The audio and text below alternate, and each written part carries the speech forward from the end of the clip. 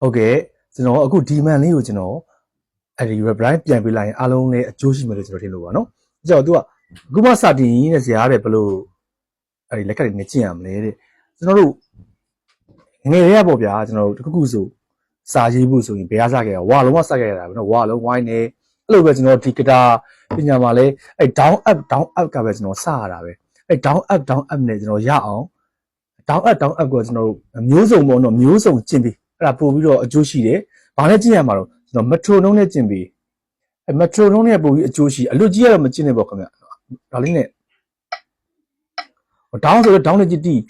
down ပြီးပါတီးမှာ up တွေကြည့် up ပြီးပါတော့ရောမှာတော့ down up ရောမယ် up ပြီးဘယ်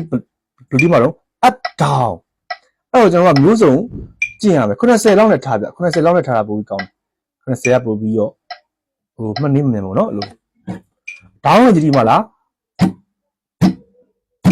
down တော့ G down ဒီမှာက down down down down C down down down down G down up ဒီမှာလား up ပြောင်းမယ် up up up up ဒီမှာလား up up up up C up up up up D up up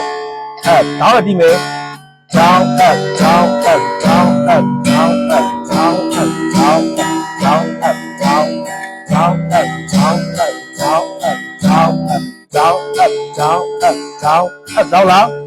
up down up down up down up down up down up down up down up down up down up down up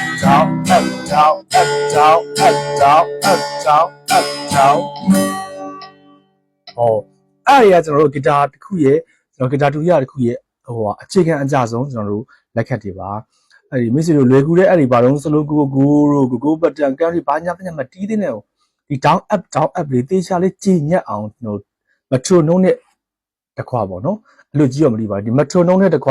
ကြည်ညက်အောင်တီးမယ်ဆိုရင်အရန်ကိုအကျိုးရှိပြီးတော့အချိန်ကြိုတွေမှာထိရမှုရှိပါလိမ့်မယ်အဲ့လိုလေးကျွန်တော်အကြံပေးပါတယ်နော်အားလုံးကျေးဇူးတင်ပါတယ်